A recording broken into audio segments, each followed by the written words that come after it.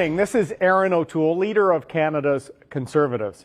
I'm so pleased to welcome you to our telephone town hall in beautiful British Columbia this evening. We're also live on Facebook and YouTube.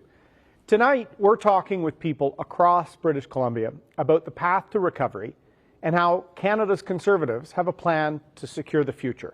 You'll have the chance to ask me any question about this election and any question about Canada's recovery plan, our plan to get our economy back on track. If you have a question for me, please press *3 on your phone now. Or if you're watching on Facebook or YouTube, use the comments to ask your question. I want to be clear about this right off the start. We should not be having an election in the middle of a pandemic. Rather than focusing on an election right now, a true leader would be thinking about how to meet the threat of the Delta-driven fourth wave, how to partner with British Columbia to fight the wildfires that raged across the province several weeks ago when Mr. Trudeau caused this election. Also, how we can tackle the skyrocketing cost of living for so many Canadian families, including those in British Columbia. 4 weeks ago, Justin Trudeau once again broke a promise to Canadians, his promise not to call an election during the pandemic. He's now actually asking Canadians to give him a majority for breaking his own promise. But rather than coming into this election with any vision or plan or way to bring us together, in the last few weeks, Justin Trudeau has engaged in a constant campaign of scaremongering, misleading people, and misinformation. It's the type of negative American-style divisive politics we haven't seen in Canada until Mr. Trudeau. Canadians deserve better. You deserve better. Right from the start of this campaign, we've shown you what a vote for Conservatives will get you. We launched Canada's Recovery Plan, and the sole focus is about getting our health and economy back on track after COVID. Our plan is to secure jobs by recovering the 1 million jobs we lost during the pandemic. It's about accountability by introducing tough new anti-corruption laws to clean up the ethical mess in Trudeau's Ottawa. It's about mental health by helping people with the opioid epidemic, with rising rates of youth depression. We will implement Canada's mental health action plan and help those families. It's about the country building up our capacity to respond to future pandemic and threats. And finally, it's about the economy by balancing the federal budget over the next decade, because it's not fair to burden our children and grandchildren with Justin Trudeau's reckless debts. Canada's recovery plan includes a detailed plan to protect British Columbia's beautiful environment, a plan that will empower Canadians to make greener choices and reduce emissions while growing jobs and the economy. Canada's Conservatives will secure the future of communities across British Columbia, and I'm really looking forward to taking your questions tonight. Remember, press *3 now if you have a question to speak to me, the leader of the Canada's Conservatives, Erin O'Toole, or use the comments in Facebook or YouTube to ask a question there. I'm very fortunate to have as our moderator for this telephone town hall tonight our Conservative candidate in nearby Leeds, Grenville, Thousand Islands, and Rideau Lakes, our Shadow Minister for Ethics, which means he's been very busy under Justin Trudeau's ethical, scandal-plagued government, Michael Barrett. Take it away, Michael. Erin, it's so great to join you this evening, and I'm so excited to be a candidate running under Canada's Recovery Plan. I'm proud to be part of this team, and this recovery plan is going to do so much right across the country, of course, in British Columbia as well. Folks, Erin O'Toole is the leader that Canada needs. Raised in Bowmanville, Ontario, with middle-class values of hard work and helping your neighbor. Before his career in politics, he served our country in the Royal Canadian Air Force, training in Chilliwack and later on in Comox. With Canada's Recovery Plan, Erin O'Toole will stand up for the people of British Columbia and fight for Canadians everywhere. So the telephone town hall is about to start, so please press *3. If you're watching on Facebook, you can comment below and you can ask Erin a question. Again, if you have a question for Erin O'Toole, press *3 now if you're listening over the phone. So let's start with a question from Brandon, who wants to know what our plan is on jobs. So Brandon, please go ahead with your question for Erin O'Toole. Hi, Brandon. Hello. Do you have a question for me? Hello. Hi, is this Brandon? Yes, this is Brandon. Hi, go ahead. It's Erin O'Toole. Do you have a question for me on our telephone town hall tonight? Yes, I do, Mr. O'Toole. Yes. Well, go ahead. Okay. Yeah. So I just had one question, Mr. Erin. So because of the pandemic, we've experienced for all of Canada. I just had to ask one question about how would you help many of the Canadians that lost the jobs? How could we maybe build to have more job opportunities for all the, let's say, Generation Zs and the millennials that are still looking for jobs? How could we build a better Canada by increasing the jobs? Yeah. Well, Brandon, that's a great question. And in fact, one of the biggest challenges coming out of COVID-19 has been some people that have been out of work for some time. So Canada's recovery plan has what's called our Jobs Boost program. This is going to be a way where we're working with employers and we're incentivizing them to hire new employees. So we're going to pay 25% of the costs of a hiring of a new employee for these businesses. But if they hire someone who's been out of work for 10 months or more, that will go up to 50%. So we're actually encouraging employers to hire people that have been out of work longer. And why is that important, Brandon? Because we know from studies that the longer you're unemployed, some employers won't pick up that person. They'll hire someone else. So we're actually going to give a positive incentive to actually help some of that chronic underemployed. And as we also grow the economy and get these businesses back on track, there will be more jobs and opportunity, and that will put upward pressure on wages. On top of that, Brandon, for working Canadians in the lower income levels, we're going to double the Canada Workers Benefit. And what that means is it will amount to a $1 per hour raise for those people. It's going to be that much of a boost by doubling the benefit to make sure that people are always getting ahead while working. We need to change from an approach of people not working, which is Mr. Trudeau just constantly extending the CERB and seeing job opportunities for some people not being filled, seeing businesses struggle. We need to make sure we focus on getting people work, and people that have been chronically unemployed, we're going to help them with our Jobs Boost program.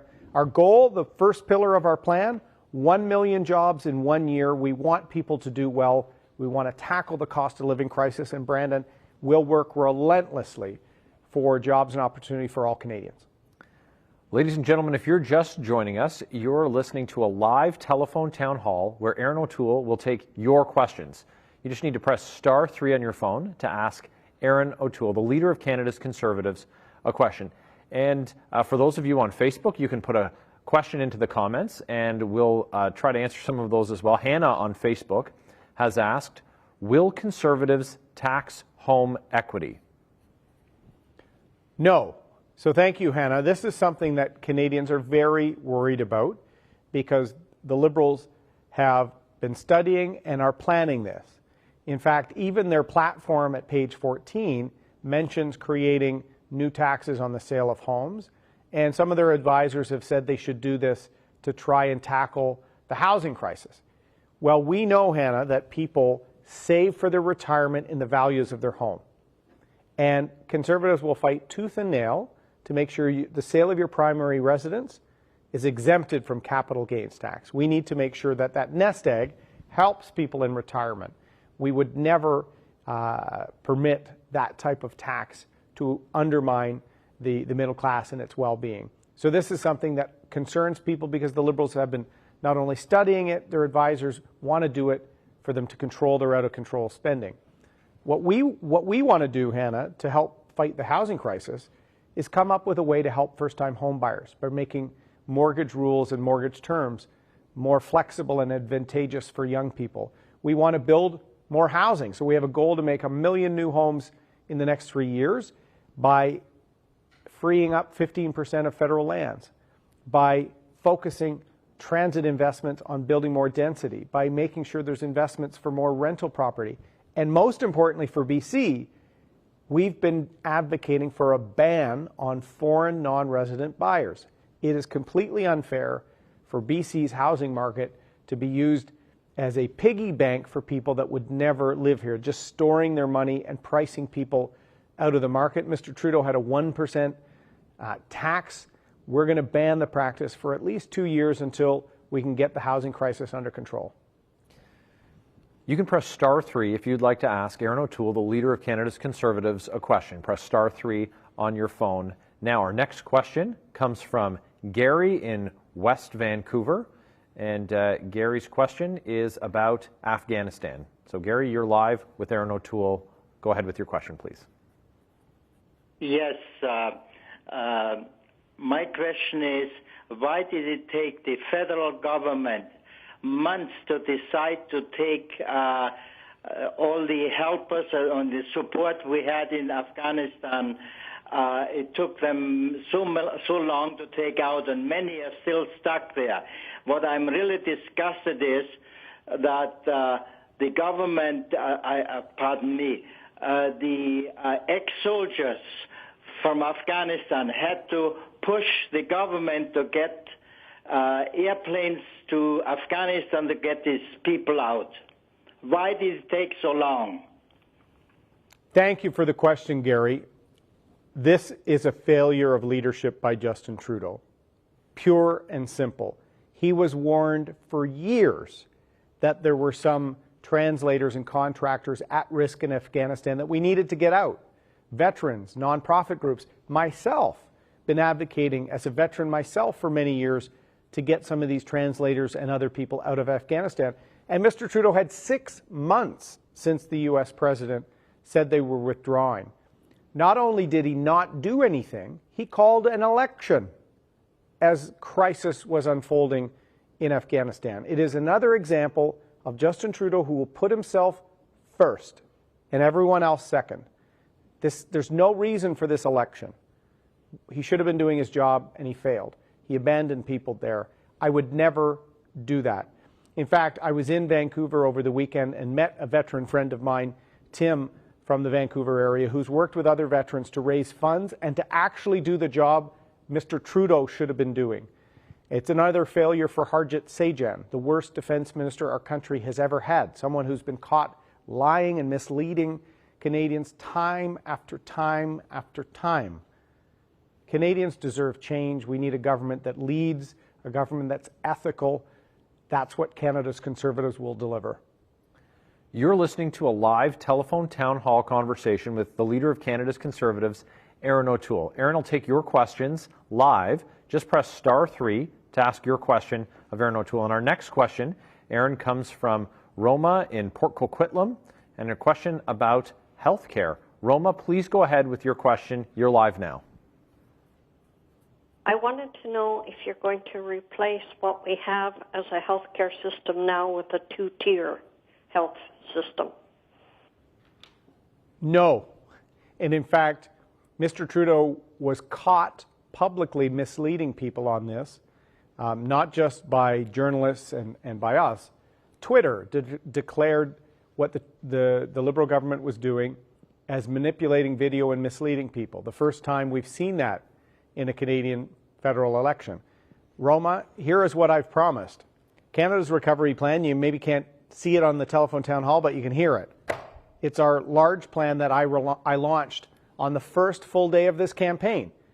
And I'm committing to the largest investment in our public health system in a generation, up to $60 billion over the next 10 years to make sure that the provinces can rebuild the front lines, help provide relief for nurses and doctors, and to fix the gaps in our system. We have additional money to help renovate long-term care and additional money for addiction and mental health. So, Rama, I'm very proud of our public and universal system, And only Canada's Conservatives have a plan to make sure that we can make it better and improve it with steady, predictable funding over the next decade.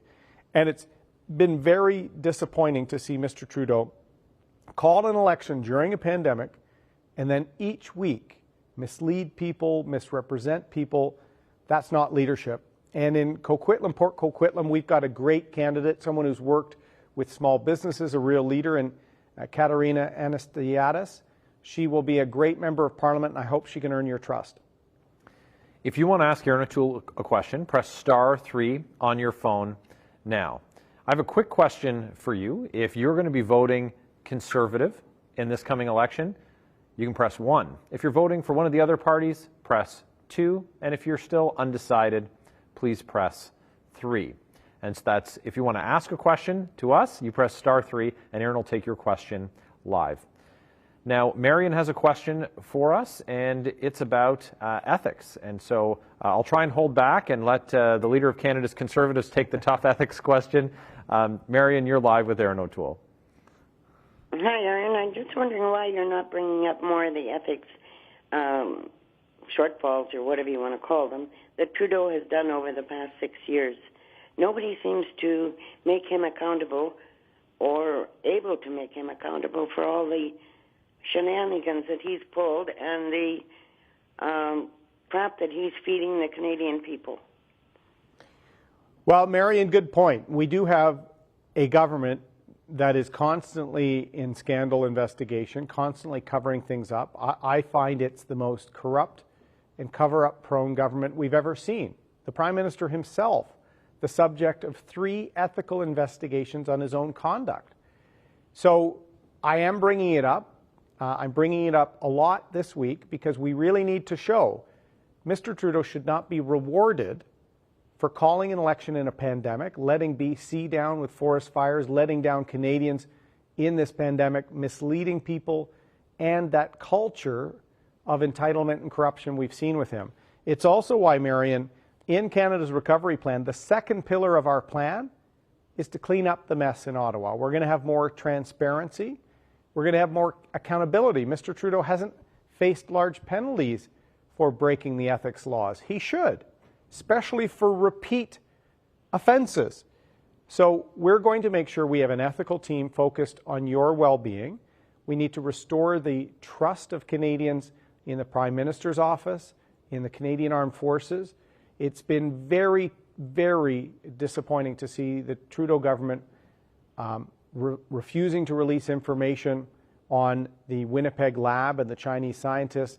3 years, a cover-up of sexual misconduct allegations, the Mark Norman scandal, the SNC-Lavalin scandal, Jody Wilson-Raybould revealing she was pressured to lie by Prime Minister Trudeau. This is a Prime Minister who's broken the trust of the country, and we need change. Canada's Conservatives are that change. If you want to ask Erin O'Toole a question, you can press *3 now. Folks, if you're just joining us on this call, Erin O'Toole, Leader of Canada's Conservatives, is taking your questions live. You press *3 and we'll take your question. Our next question comes from Vancouver Island, and Marjorie has a question about affordable housing. Marjorie, please go ahead. Thank you. My question is, will you be setting monies aside for housing for people who will not be able to buy their own homes, but will be made available to provide affordable housing by societies or cooperatives or that sort of thing? Thank you, Marjorie, for the question. And the housing crisis, as part of the whole affordability crisis, is one of the top issues facing the country, particularly facing BC, the Lower Mainland, Vancouver Island. It's unbelievable. First-time homebuyers are starting to give up, and seniors that are often trying to downsize can't even do that without losing all of the equity for their retirement. So we need to tackle the housing crisis. All 3 levels of government have a role here: municipalities, which approve building and these sorts of things, the provinces that govern them, and the federal government. So in our plan, we've launched a very ambitious set of policies. The first thing we'll do is ban foreign purchasing of properties by non-investors or non-residents in Canada, we're going to actually free up 15% of the federal lands and holdings that the federal government has to try and provide supply, including for affordable housing. We're going to have dedicated programs to encourage the building of purpose-built rental housing, and we'd like to see more and more of that being affordable rental housing for Canadians. We're also going to change mortgage rules for first-time buyers, increase density with respect to transit investments, and we're investing in the SkyTrain, for example, on the mainland, so we want to see those investments lead to more building.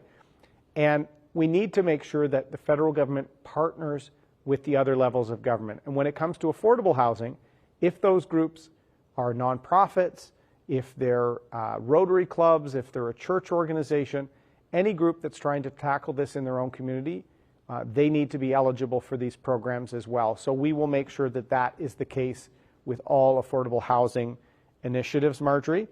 And on Vancouver Island, we were just there a week ago. We've got great candidates in Shelley Downey in North Island, Powell River, Courtney Alberti. We have Mary Lee, a Canadian Armed Forces veteran. She's great. In Nanaimo, Ladysmith, we have Tamara Cronus, a mama businesswoman. Shelley is an elected councillor. So we have tremendous candidates. I hope they can count on your support. If you have a question for Erin O'Toole, press *3 on your phone now. That's *3 if you want to ask Erin O'Toole, Leader of Canada's Conservatives, a question live. Our next question comes from Clint, and Clint's question is about paying for all the money that's been spent. So, Clint, go ahead. So, listen to me. I'm listening. $60 billion? What do you think you guys are doing? You print money out of thin air? How are you ever going to pay for that other than taking it out on Canadians? Taxes, raising taxes and everything. I just don't know how it's possible. And who gives you the right to do that? That's absurd what's going on. You can't print money without any backing. So, Clint, thank you for the question. You're referring, I guess, to the commitment we're making to the public health care system, which is up to $60 billion over 10 years. What that represents, Clint, is an increase annually of 6%. We've seen increases of just 3 by Mr. Trudeau, for example, and our public health system is critical. So that is an area we are going to prioritize because they need to rebuild long-term care. They need to provide relief for the front lines of the system. So we are prioritizing that, but we can do this. In fact, Clint, we costed our platform and had it reviewed by the Parliamentary Budget Officer. It allows us to create jobs, get the economy working, and prioritize spending. Here is the reality. Before COVID-19, Mr. Trudeau ran about $100 billion in debt. He raised taxes and was running a roughly $25 to $30 billion deficit most years. In good economic times, he was increasing spending between 6 and 7% across the board. No priorities. He was just growing, and taxing. That's the Liberal way. Our way is about growing the economy and holding the line on spending other than in priority areas.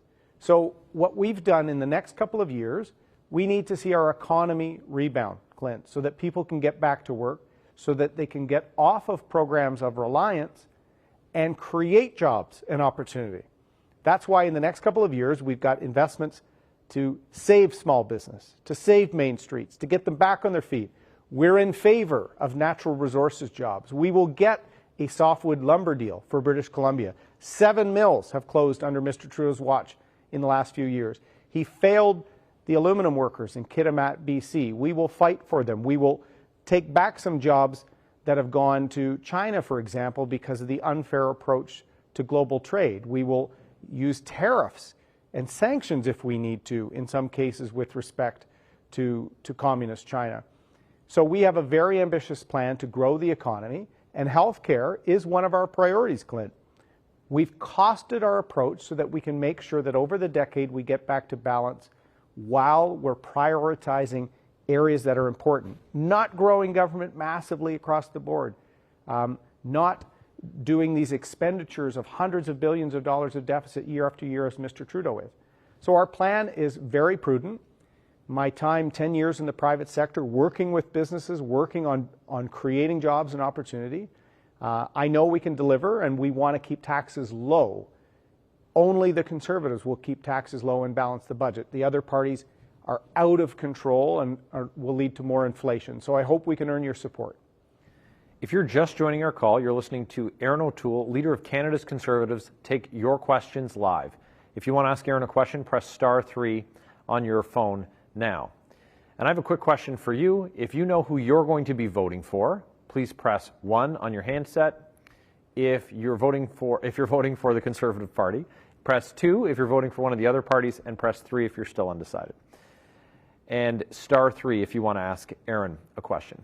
So our next question comes from Kelsey in West Vancouver, and her question is about our climate change plan. Kelsey, go ahead with your question for Erin O'Toole. Well, thank you very much for taking my call. I'm a part of a family that talks politics all the time. My daughter has already voted NDP. My son has already voted Liberal. How can I explain to them why I would vote Conservative, which I have done in the past, but I'm undecided this time, with the climate plan?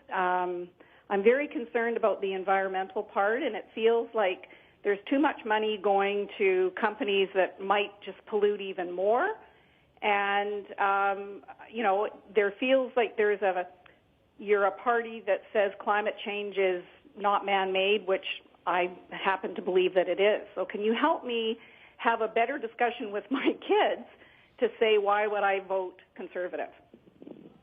Well, thanks for the opportunity, Kelsey. I love calls like this in these telephone town halls because we do need to restore some trust on this issue with Canadians.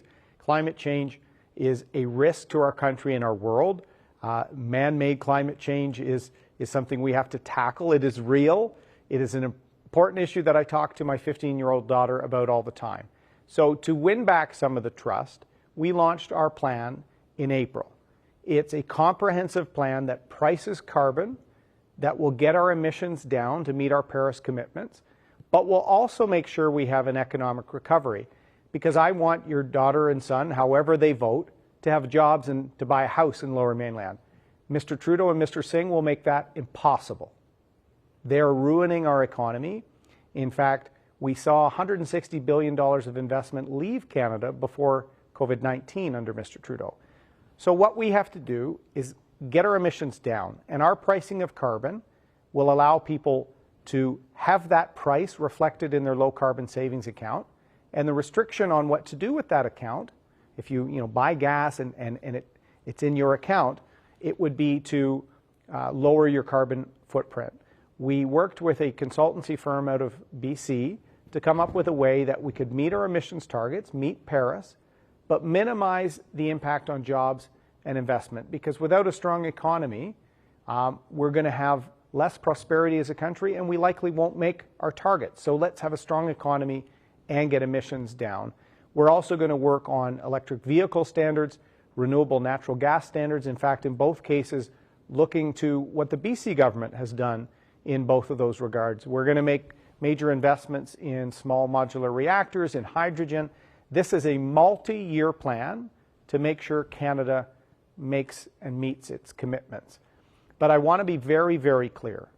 We are the only party with a serious climate change plan and a serious economic plan to get the country back on track, because I'm sure you'd agree, Kelsey, it's unfair to leave your kids, my kids, $500 billion of debt, less opportunity to ever buy a home, and less long-term opportunity for strong health care, strong old age security, all the things that are at risk because of Mr. Trudeau's out-of-control spending. So we've got a very balanced plan. Canada's recovery plan will meet our Paris objectives, but also make sure we get our country moving again. We're listening to Erin O'Toole, leader of Canada's Conservatives, take your questions live. If you want to ask Erin a question, press *3 on your phone now. That's *3 to ask Erin a question. Our next question comes from Milton in Surrey. It's about resource development. So, Milton, if you want to go ahead with your question, please do so. Yeah, hi there. I have a twofold question. The first one is, what is your plan to develop and harness our natural resource industry in a sustainable manner in order to create jobs and stop our economy from spiraling downward, is the first part.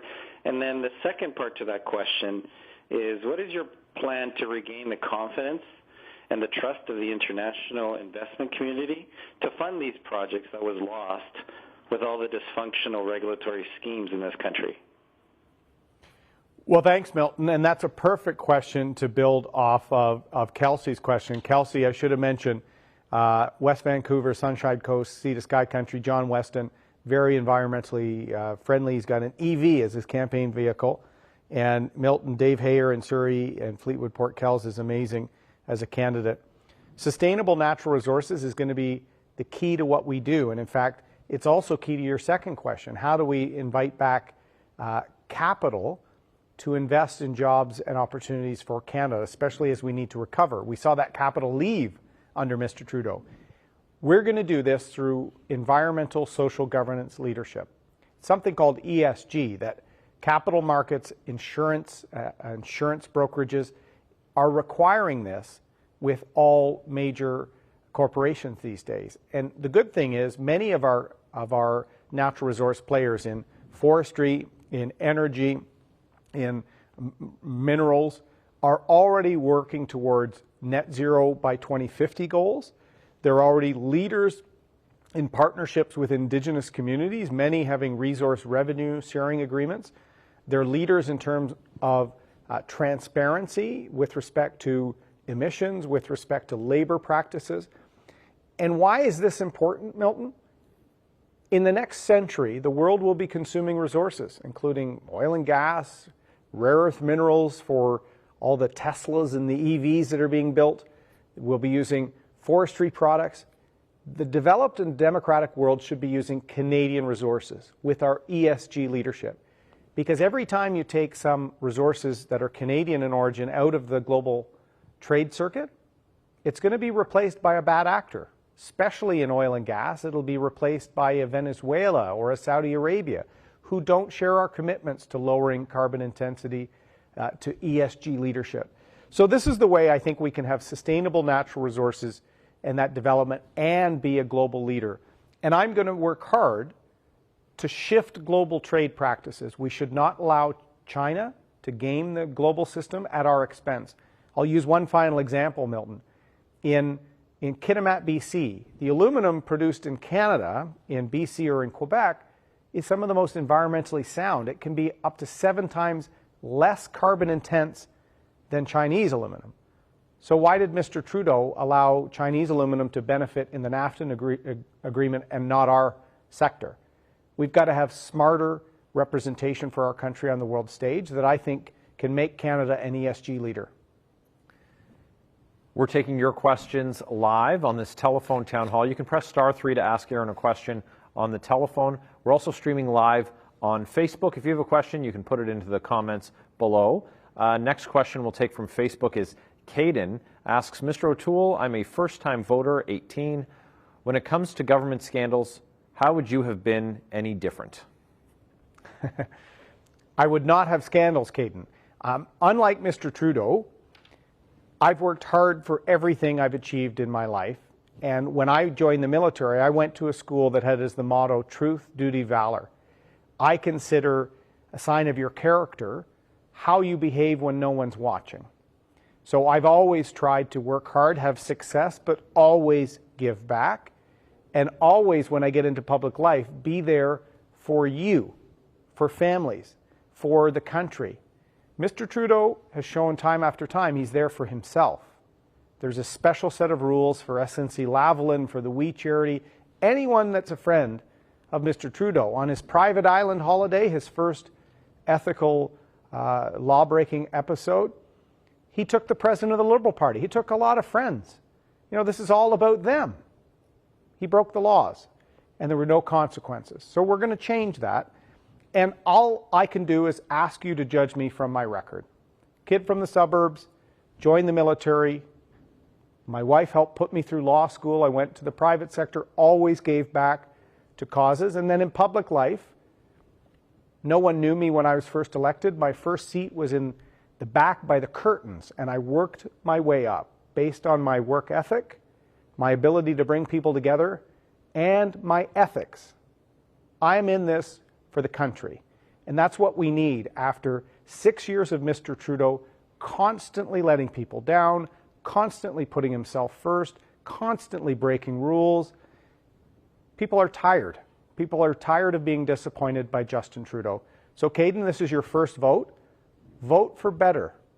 Vote for someone that's been straight where we've fallen short, where we need to go as a country, and vote for someone that has a plan and that will actually deliver. So go on our website, conservative.ca, check out Canada's recovery plan. I hope we can earn your vote, Caden.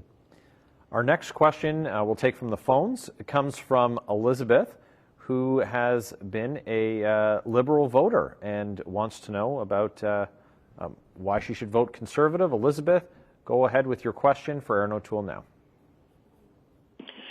Thank you for taking my question. Mr. O'Toole, I am going to change heart now and considering voting Conservative, but what have you got for me? I am a senior citizen and with disability because of stroke. What have you got for me to convince me that I should vote for Conservative this time? Considering my circumstances at the moment. Okay, no, well, listen, thank you. And I appreciate, Elizabeth, giving us a chance to earn your vote. We have a number of programs that are meant to make life better for seniors. And depending on the nature of your disability, we have a major credit, a tax credit of up to $10,000 to help you live in your own home. We want to get the costs down for some of the bills you're facing. We've got ways to lower phone and internet as well as grocery bills through some of the targeted policies we have. We're going to give you a GST holiday in December to give you a bit of a break that will also help bricks and mortar retail stores. And in terms of breaking down barriers and helping Canadians with disabilities, our plan actually doubles the disability benefit in the Canada Workers Benefit. We're going to expand eligibility for the disability tax credit. These are all measures, Elizabeth, that are meant to help you in a number of ways get ahead. We know that seniors that are on fixed income of any sort are seeing all their costs go up, but their benefits remain flat. So we want to give you as many breaks as possible to help you with the cost of living crisis. And particularly for folks with disabilities, we have specific investments to try and make life a little more affordable, make more access for you as well. So investments in accessibility as well. So Elizabeth, we also will have a government that gets its budget back into balance because Mr. Trudeau's out of control spending is leading to inflation, and it's causing a risk to our future programs if we see interest rates go up. So we've got a detailed plan, Elizabeth. We want to stand up for you, and I hope we can earn that vote. You're listening to a live telephone town hall where Conservative leader Erin O'Toole is taking your questions live. You can press *3 if you want to ask a question. And our next question comes from Angelo. And Angelo's question is about our political system. Angelo, please go ahead. You're live with Erin now. Thank you. I'm just wondering if we can lessen the bashing and all this two-party downgrading because we might end up like our neighbor, the United States. Let's just lead and show the people what we can do without mentioning any defects from the other side. And then we will probably, by doing so, live peacefully. That's a great suggestion, Angelo. And That is the type of campaign that we have tried to run from day one. And in fact, you can't see what I'm holding up here, but you can maybe hear it when I drop it on the table. That's our Canada's recovery plan. So I've been leader a year. It's been a pandemic. I haven't been able to get out to meet people, but we took the year to work with people across the country to come up with a plan to help our country get back on its feet from a health and from an economic standpoint. And on the first full day of the campaign, I launched this plan. And every day, I have launched one of the pillars of the plan. Today, I talked about making it easier for people on maternity or parental leave to keep their connection with the workplace. Yesterday, in Vancouver, we announced a policy with respect to people that lose a child at birth or lose an infant, giving them more benefits. We have, every day of this campaign, tried to say how we can make the country better, how we can tackle the economic challenges, how we can work on mental health, how we can work on addiction. I talk about how proud I am of the country and how I think our better days are ahead of us. Angelo, it sounds like you might have moved and immigrated to Canada within your lifetime. What an awesome country we are, that we've had millions of people come here, have success, and make our country better as a result. I wish I could say the same about Mr. Trudeau. It's been disappointing to see him almost every day misrepresent me. My record is quite clear. If he wants to have a debate on the ideas, I would welcome that any day of the week. He talks about previous Conservative leaders and then misleads people about me. I think the country deserves better than that. So I agree with you. I was very disappointed when we saw a misleading video put out by the Liberals on my healthcare position. We're trying to run a positive campaign, and I want people to know I'm an ethical leader, as per Caden's question, that has put my plan out before Canadians, and I also talk about how proud I am of this country. We need to make it better, and we need a Prime Minister that is focused on that. Mr. Trudeau has no plan. We have a very detailed plan, Angelo, and I hope we can earn your trust based on what we're putting forward to make this country even better. Folks, you're listening to Erin O'Toole take your questions live, and we'll get back to another question with Erin in just a quick second.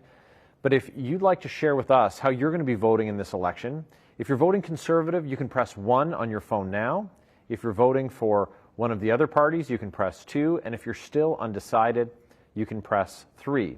And if you have a question that you'd like Erin to answer live, you can press *3 on your phone now. And our next question comes from Lana in Trail, and her question is about Michael Kovrig and Michael Spavor. So, Lana, please go ahead with your question about the two Michaels.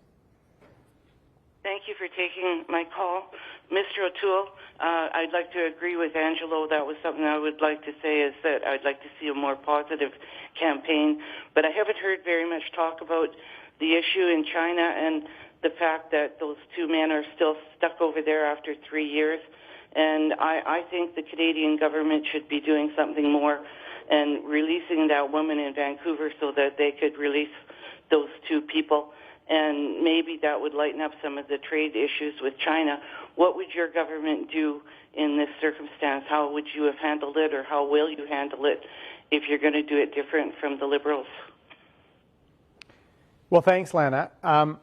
It's interesting, the tragic case of the two Michaels. We just passed 1,000 days last week of them being used as political pawns by the communist government, and they've been in jail for over 1,000 days.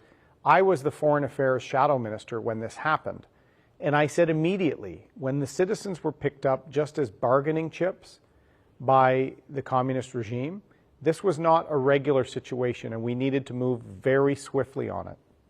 Mr. Trudeau suggested it was a regular consular affair, that it didn't deserve special treatment. That led to a series of missteps. We had no ambassador in China for almost a year because Mr. Trudeau's former Liberal minister was saying different things to different people and had to resign or was fired, we're not sure. So can you imagine, we're in this biggest diplomatic dispute really in our modern history, and we have no Canadian representative on the ground in Beijing. It's been mishandled from the start because Mr. Trudeau has been completely out of step on China from the start. He said it was a country he most admired because the dictatorship gets things done. No, the dictatorship is suppressing human rights. The rule of law is not following trade laws and rules. As I said earlier, hurting our aluminum workers in British Columbia. So what we have to do, and what I will do, Lana, as someone who served in the military, that worked on international trade in the private sector, I will make sure Canada stands up for our values and our interests, along with our allies. So we can leverage our links with the United States, with the United Kingdom, within the G7, to put a lot more pressure on China. We should be using something called Magnitsky sanctions to target certain leaders within China that are using the two Michaels as ploys. The answer is not to release Miss Meng. That is actually the approach that would cause China to do more of this. What we have to do is trust the legal system to run its course in Canada, and then look at the extradition process at that point. If we were to interfere, it only would encourage this type of behavior in the future. China is emerging as one of the most important world powers, but we have to pressure it to start following global laws, the respect for human rights, and respect for other countries' citizens. And I will stand up strongly on the world stage for the Michaels and for our interests as a country. For those of you just joining us, we're taking your questions live with Conservative leader Erin O'Toole. If you have a question for Erin, you can press *3 on your phone now. Our next question comes from Mike in the Queen Charlotte Islands with respect to healthcare in Indigenous communities. Mike, please go ahead with your question now. Hello. Hi, Mike. Hello. How you doing? I'm doing well, thanks. I'm calling about better health care for the northern communities, and it involves vegetable farming with hydroponics. Any idea? Okay, well, I've got a couple of ideas there, Mike. First, on the healthcare piece, as I've said earlier, we're going to make a long-term, a multi-year investment in our healthcare system, over 10 years, up to $60 billion. On Indigenous healthcare, that's an area of federal responsibility. In fact, my first question as opposition leader was on a call to action on Indigenous healthcare. So we have to improve that. So I've already made a pledge to spend $1 billion over 5 years on mental health specific programs for Indigenous peoples and make sure that it's culturally appropriate. In terms of then nutrition and food security, we have a proposal to make sure that we have more domestic food security, and hydroponics and greenhouses are a part of that. This is some of the meetings we've had on securing that making sure we have our own domestic food supply in case of a crisis. Means we have to look at some of these innovative ways to develop and grow healthy vegetables and other products. So we've talked about a strategic pilot on greenhouses as part of a food security initiative. The fourth pillar of our plan, Mike, that being prepared for a future crisis, that means vaccines and domestic capacity in medicines, but I've also said it means domestic food security. So I did an announcement in St. Hyacinthe, Quebec, about some investments we're going to make on building up that capacity, less reliance on exports, and more ability for us to use strategic investments in greenhouse, hydroponics, and other things like that. So you've asked a very unique question, Mike. It has two aspects, the healthcare piece and food security. So you seem to be a bit of a policy person like me. I'd invite you to check out conservative.ca, and you can see some of the specific provisions that we have in Canada's recovery plan, Mike, and I hope we can earn your vote. If you want to ask Erin O'Toole a question, you can press *3 on your phone now. You're joining us for a live telephone town hall where Erin O'Toole is taking your questions. If you have a question and you're watching on Facebook, please put it in the comments. Our next question comes from Jamie in Vancouver about, and Jamie's question is about addiction. And so, Jamie, you can go ahead with your question for Erin. You're live now. Hi, Erin.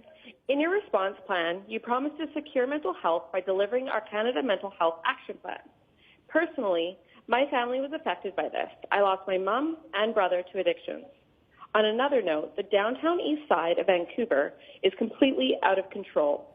If these individuals were children, we would not allow this to happen. I believe it shouldn't matter how old an individual is. These people are fathers, mothers, sisters, and brothers, and they deserve to be saved. How do you plan to address this and end the pandemic of mental health in our country? Thank you, Jamie. I agree with you. I call it often the shadow pandemic to the COVID-19 pandemic is the rise in addiction and in mental health that we've seen throughout COVID. And the opioid crisis and some of what we've seen on the Lower East Side and in urban communities across the country, quite frankly, is heartbreaking. So I've been very clear, and one of the early announcements we made in this campaign is Canada's Conservatives will treat this as a health crisis that it is. And we will make significant investments to be there as a partner to the provinces, to First Nation communities, to urban Indigenous organizations helping tackle this, and municipal partners. We support harm reduction efforts.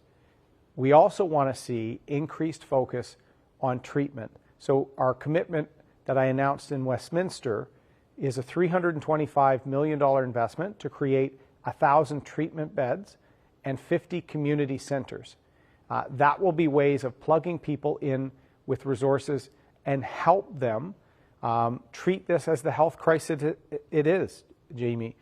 In addition to that, I announced $1 billion over 5 years for specific mental health and addiction measures for Indigenous peoples, both on and off reserve, that we want to make sure we work with knowledge keepers to make sure it's culturally appropriate and effective. Because if it isn't, you'll spend the money and you won't help people. We want to make sure it has the impact. And thank you for sharing your own story, Jamie. You know, so many families have been touched by this. I've said this story a few times.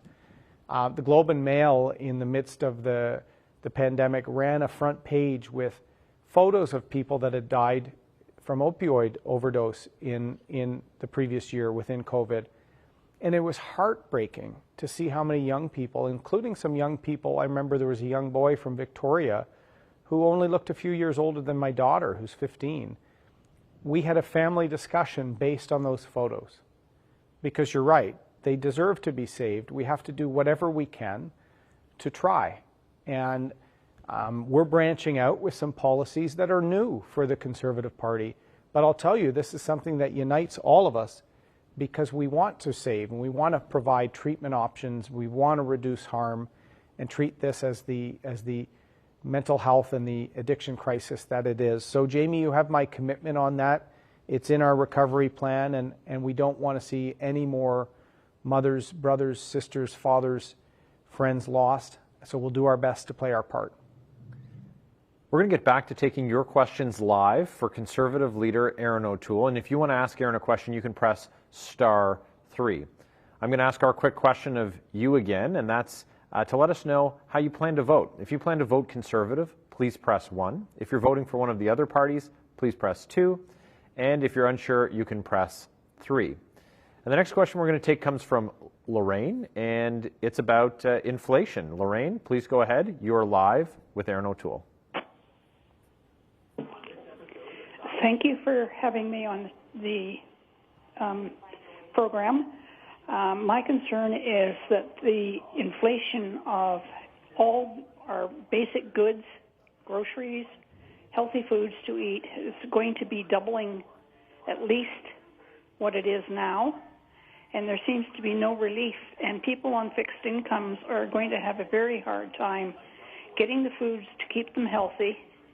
And if they are on a specialized diet, that may have to fall to the wayside. And I'm just wondering if you have any ideas how to counteract this inflation. Thank you. Well, thank you for the thoughtful question, Lorraine. And this is something, as I've said, we hear all across the country. There's a cost of living crisis being fueled by inflation. So we have a shrinking economy, we have raising prices, and we have inflation at the highest point in a few decades. So we have to do something because seniors on fixed income, families that are seeing salaries be flat, they're getting squeezed. And gas, groceries, everyday items are part of it. So in Canada's recovery plan, we have a plan to tackle that. First, we need to have a plan to get back to fiscal balance over the course of the next decade. So we want to help people. We want to make some investments in our economy and in our wellness as a country. But we do have a plan to get our finances in order because inflation can lead to interest rate increases. They're on the horizon. And very soon, we're paying for debt servicing and we're not helping people. So we need to have a prudent approach in a fair way to get our finances in order. We also have a plan to try and get downward pressure on groceries. We're going to raise fines dramatically for price fixing. There was a case of price fixing on bread a few years ago because we only have a few large grocery players that have a big space, and we need to make sure that there is zero upward collusion on prices. We also support a grocery code of conduct so that we see a much more fair approach to charges and supplier fees and a whole range of things that are causing pressure. We also have a plan through more competition to get bills down for phone and for internet, for example. We want to give people a break in December with the GST holiday in December that would allow people to make some purchases, Christmas and end of year, but it has to be at a bricks and mortar retailer so that we're also making sure that that benefit, that ability for people to save a little bit in their purchases, also has a benefit on our retailers that are suffering. So Lorraine, we want to give you a break. We have a number of measures in Canada's recovery plan focused on that specifically. We also have a number of measures meant to help seniors as well, especially stay in their own home and if they have disabilities and other things to help. But we also have to get our finances in order as a country, because if we see this out of control spending by Mr. Trudeau continue, inflation will get worse and we will see a lot of people being priced out of their lifestyle. So we've got to work hard to make sure that doesn't happen. We're taking your questions live with the Leader of Canada's Conservatives, Erin O'Toole. If you have a question for Erin, you can press *3 on your phone. Our next question comes from Carol, and it has to do with balancing the budget. Carol, please go ahead with your question. You're live now.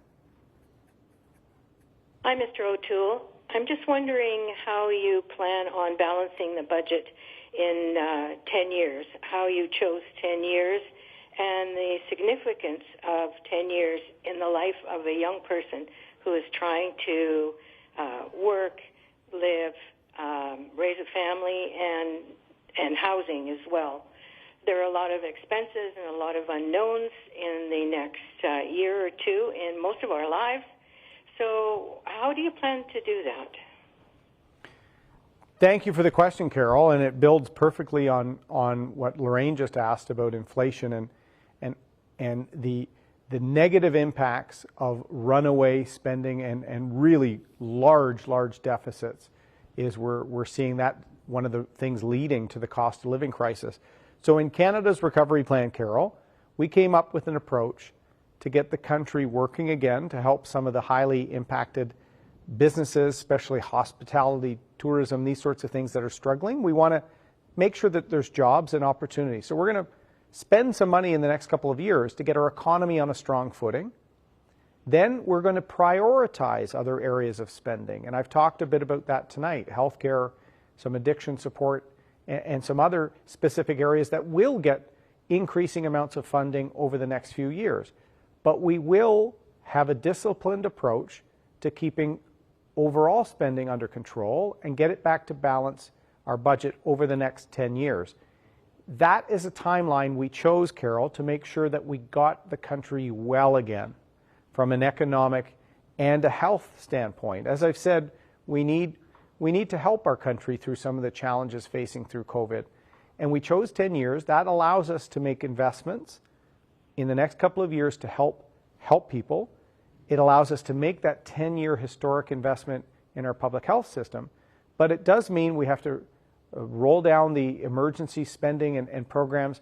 We cannot be raising every department of the government and growing by 7% a year, as Mr. Trudeau was.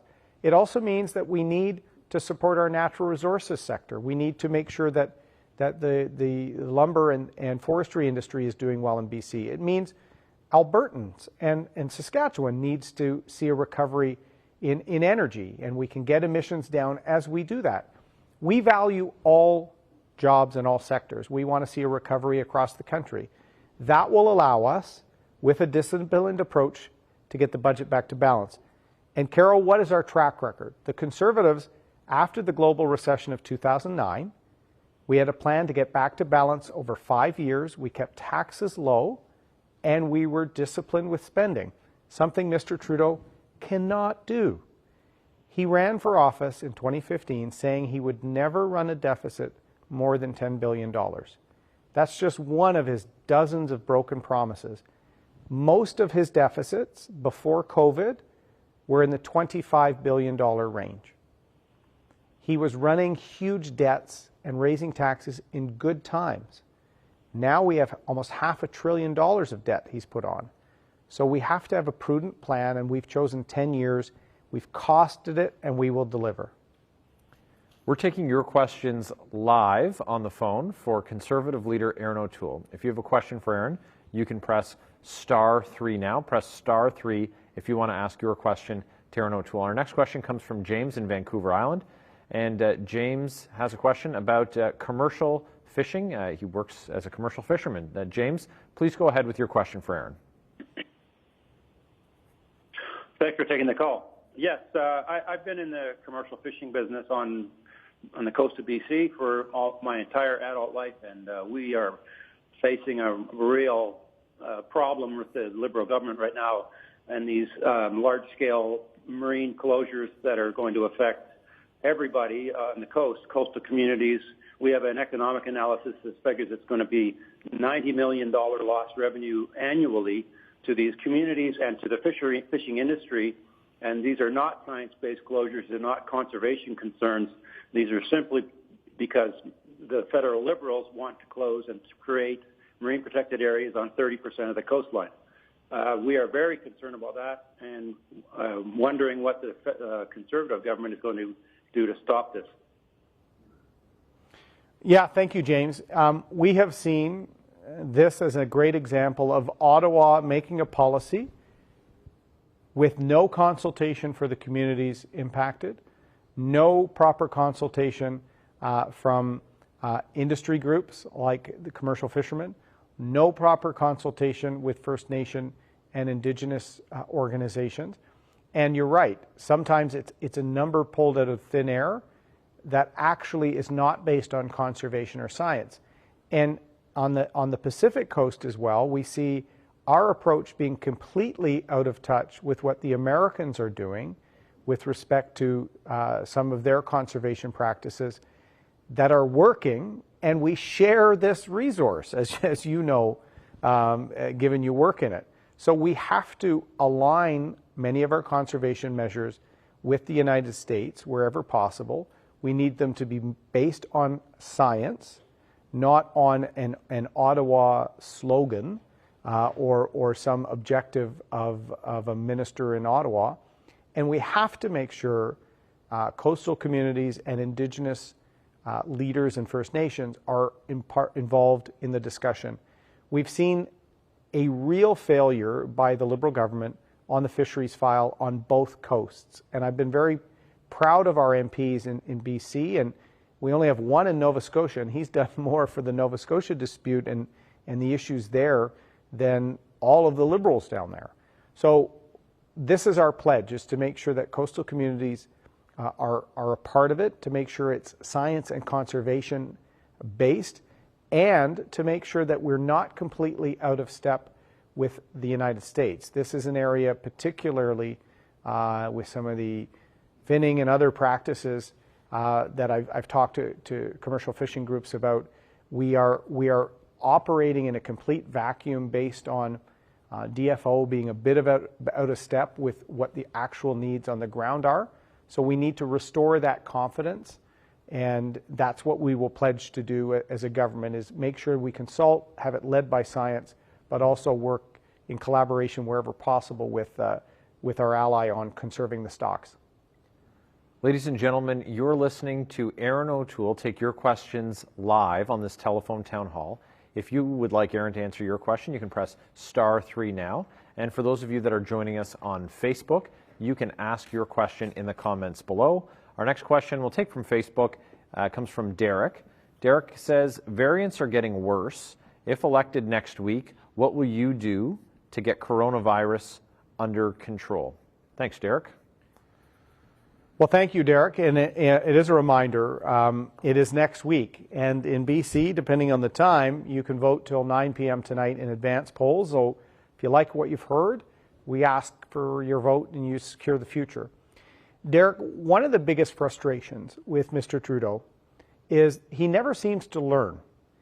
And this is something that if you've worked in business or in the military, as Michael and I have been, or nonprofits, you're always constantly improving. You're trying to learn, lessons learned, we would call it in business, after action report in the military. The first wave of the pandemic should have shown us how border restrictions and tracking spread internationally is critical in a pandemic. Something that Minister Haiju and Mr. Trudeau completely forgot. And they've been controlling borders in pandemic control for centuries.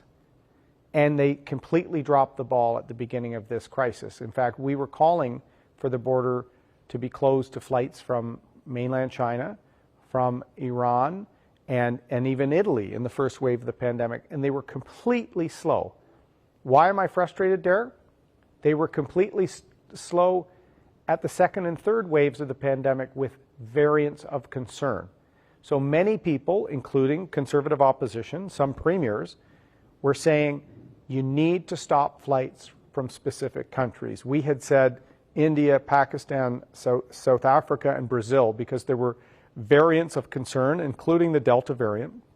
And once again, the Trudeau government was completely slow, and we did not control these variants from entering our country. That was a complete failure.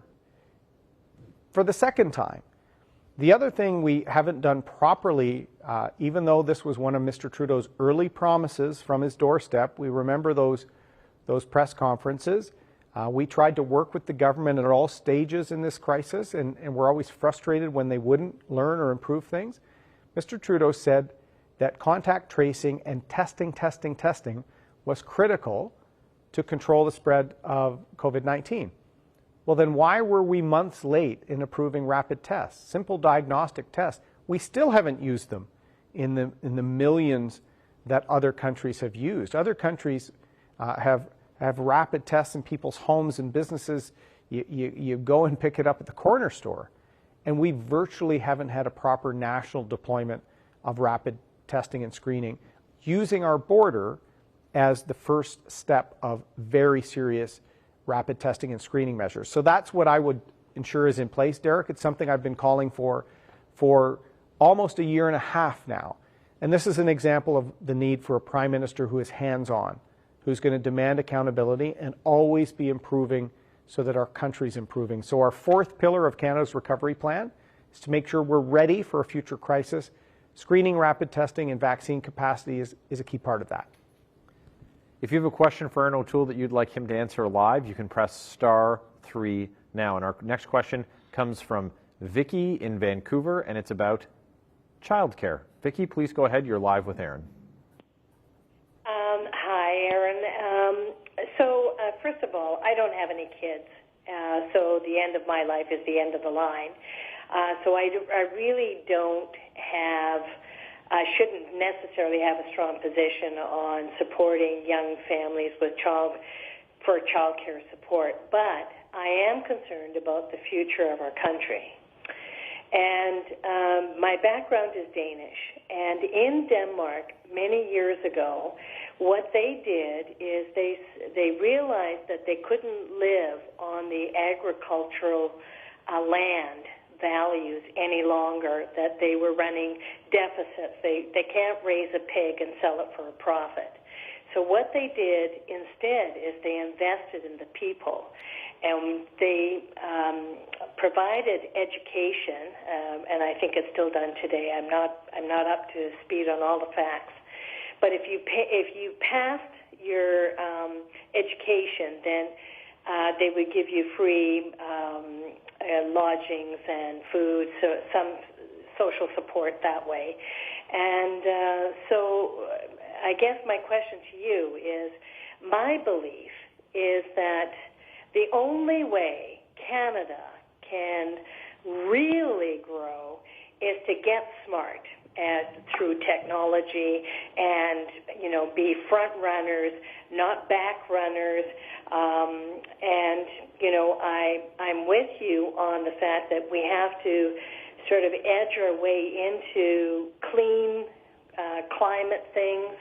But we can't get there overnight without getting the young people of the future trained to take that over. So my question to you is, you were talking about tax credits. Maybe it should be, instead of tax credits, show proof of tax returns, like make sure that they have been working, that they have filed a tax return, they need help, and then we give them the support. So that they can better themselves or work longer hours at work or whatever. And if they want to go to school and improve, whether it's a trade school, university, or something like that, support them with that. Mm-hmm. So I guess that's my question to you is, with your plan, can any of this be incorporated? Okay, well, thanks for sharing the thoughts, Vicki, and your personal background and situation. A couple thoughts that I have. First, on the child care piece, we want to make sure we support all families as quickly as possible and with as much flexibility as possible. I'll often use the example of a nurse that may live in West Van or the Tri-Cities that has to commute and sometimes has night shifts, other irregular work hours that a lot of people do. We need to make sure that they can use whatever options they can for childcare, especially off regular hours childcare. Some families with special needs won't be able to go to a traditional childcare, may need help in the home. So how can we help them? Some folks that are on shift work, that are also on the lower income margins, need more help. So we want to help families immediately. Mr. Trudeau has a plan to help some families 5 years from now, but not all families. We don't think that's the way to do it. It's about working with families, giving them the ability to make the best decision for their needs and for their children, giving them max flexibility. And then later in life, decisions on education and a whole range of things are things that families can make using RESPs and using a range of things that we will help as the federal government does. On the Get Smart and technology, I agree with you. And in fact, I'm glad you asked this question because I don't get a lot of questions on our innovation agenda. We can innovate in terms of green tech to get emissions down, help us meet our Paris targets while producing things here in Canada. And what we've seen, especially in Vancouver, we see Abcelera, we see Hootsuite, we see a range of innovators that are incredible. I've met with groups there, the Canadian Council of Innovators, met with some of the leaders. We need to make sure that startups scale up in Canada. We don't want them leaving to go to California. We don't want them just selling to the Americans. We want them to turn into big players. So we're putting some really interesting policies to allow them to develop their patents here, a patent box approach to make sure that they develop and then stay here. And then we're going to encourage some investment from the private sector in Canada through a number of vehicles called flow-through shares to make sure that some of these companies develop the technologies here in Canada and that we innovate. So we want smart policies. And what I loved about your call, Vicki, you're talking about what Denmark was doing.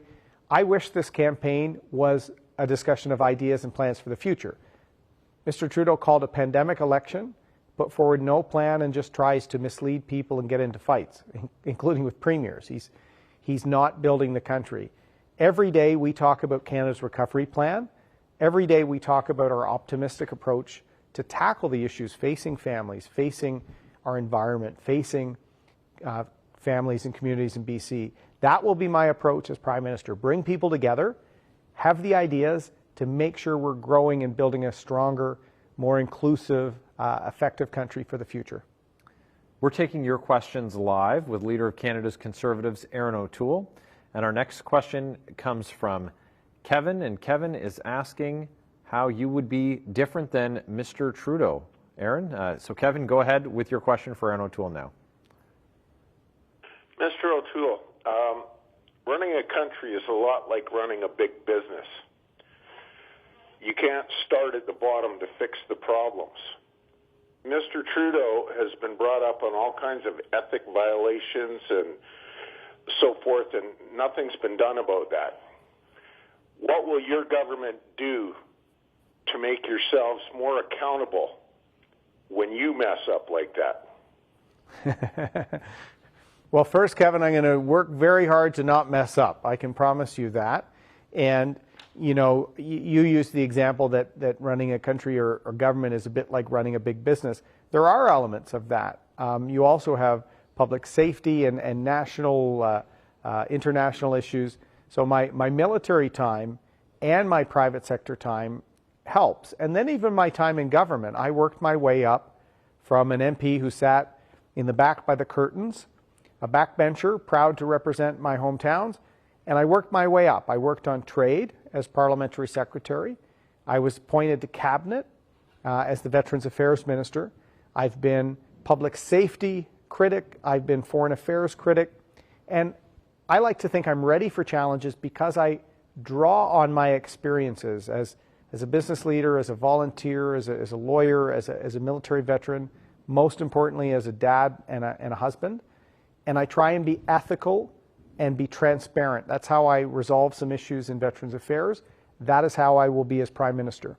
And when it comes to accountability, we do have to restore the trust of Canadians in Ottawa because we have a Prime Minister who is under constant investigation.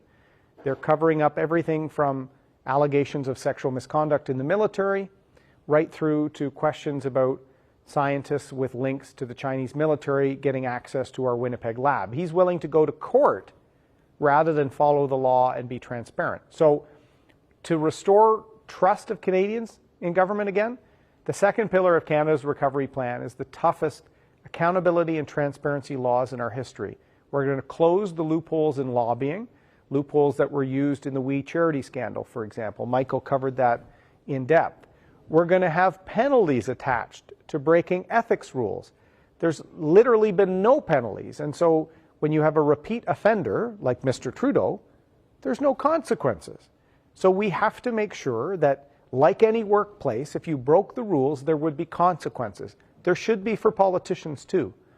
So my hope, Kevin, is that you see very quickly a Conservative government led by me and with great ethics advocates like Michael Barrett. You will see a government focused on the well-being of Canadians, delivering on Canada's recovery plan, and holding ourselves to the high standard, because we're here to serve you. Mr. Trudeau continues to show he's here to serve himself and a small group of interests. That's not what politics is about. Our next question comes from Judy in Penticton, and Judy's question is about opioids. Judy, please go ahead with your question for Erin O'Toole. Hi, Erin. Hi, Judy. I'm well. How are you? Oh, good. I have lots of experiences that are the same as yours. My husband was a veteran for 12 years, worked for the federal government. I have lots of relatives in Bowmanville and around there. Oh, so wow. I have lots of experiences like you. That's amazing. Now isn't it? Yeah. To think I'm here and you're down there, right? And I love Penticton. It's one of the prettiest parts of our country. Helena Conans is our candidate. So hopefully I can see you when I'm up there. But what's your question, Judy? My question is about the opioid crisis. My husband was sober and I for 50 years, and we've had, both of us had the best life. He's gone now, but I want to know what more you're going to do and how the doctors get to know more about this. That would be very good if you could answer me some of that. Well, thank you very much, Judy, and thanks for sharing the experience that you and your husband had. And we have to make sure that we treat addiction as a mental or a health type issue. And you talked about being sober 50 years, your late husband. That type of great story came because he got treatment, whether it was in a 12-step program, whether it was working with his doctor, whether it's working with a peer-based program like a 12-step. We need to make sure treatment options are there. With the opioid crisis, the pandemic of tears in the COVID-19 crisis, we need serious investment in treatment. So I announced very early in this campaign, Judy, a $325 million investment to deliver 1,000 treatment beds across the country and 50 community centers.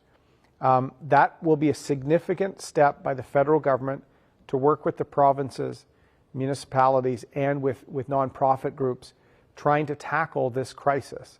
We'll also have, the border and investigation of people pushing especially dangerous carfentanil and other opioids. But the people that have an addiction, we need to get them help. We need to get them treatment. And what is great is we got great feedback from our announcement, particularly the great place we did it in Westminster, BC, a place called Last Door, Judy. There is someone who overcame his own addiction and started a program that has helped thousands of people. Thousands of people. I find those stories inspiring, where he used his journey of sobriety to also then help other people. And that treatment model they have has great success. It also has great buy-in from the neighbors there. I was out front playing beanbag toss with some of the folks living there, having a great time, and that neighborhood welcomes the fact that they're kind of the recovery capital of the lower mainland of BC. So I'd like to see more of that, Judy. I'm not sure if there is a Last Door in the Okanagan or similar programs, but our major investments will be part of doing this. On top of that, we have a specific investment as well for Indigenous-related addiction and mental health treatment, because we need to do that. Some of the addiction and mental health struggles Indigenous peoples have are as a result of residential schools and that scar on our country's history. So, Judy, I want to make sure that we have a strong economy so that we can also have a strong heart to help people. And I want to thank you for sharing your story, a military family. I served 12 years too, so the parallels are quite surprising. Veteran, federal government, and then Bowmanville, Ontario, my hometown. So thank you, Judy. Well, thank you, Erin. Our Conservative team is ready to deliver Canada's recovery plan and to stand up for hardworking Canadians and their families. Folks, if you didn't have a chance to ask your question, please stay on the line and leave a message for our team, or leave your question in the comments below. Your question is so important, and we'd very much like the chance to respond to you. Erin? Well, thank you, Michael. You are becoming a pro at moderating these great town halls. Thank you to folks across British Columbia. We had the interior, we had Vancouver Island, we had the lower mainland. We had a mixture of questions on accountability, ethics, the housing crisis, economic recovery, how are you going to balance the budget, the opioid crisis. We have a plan. We're running to get the country back on its feet and back on track. We also want to bring people together. So we're not trying to divide or mislead, as Mr. Trudeau has. We feel Canadians deserve a plan. We have Canada's recovery plan. They deserve an ethical team focused on their well-being. And too many Canadians have been left behind by the Trudeau government. And I don't think the NDP have a real plan to get the country working again. We want to make sure BC succeeds. The BC's economy is critical to our economic success. So I'd invite you to look at Canada's recovery plan. I'd invite you to look at my record as a new Conservative leader with a real track record of getting things done. And I want you to look at the amazing women and men we have running for us across British Columbia. We're going to put BC families, seniors, small businesses first. I think our best days as a country are ahead of us, but we need an ethical government focusing on you as opposed to Mr. Trudeau focusing on himself. So thank you for participating. Please check out our website. Look us up on Facebook, Twitter, Instagram. Even Wexford, my dog, has an Instagram. Did you know that, Michael? So there's lots of Instagram out there. But be well. Best to your family. There's 1 week left in this election. Vote to secure the future. Vote to bring Canadians together. Vote Conservative. Thank you.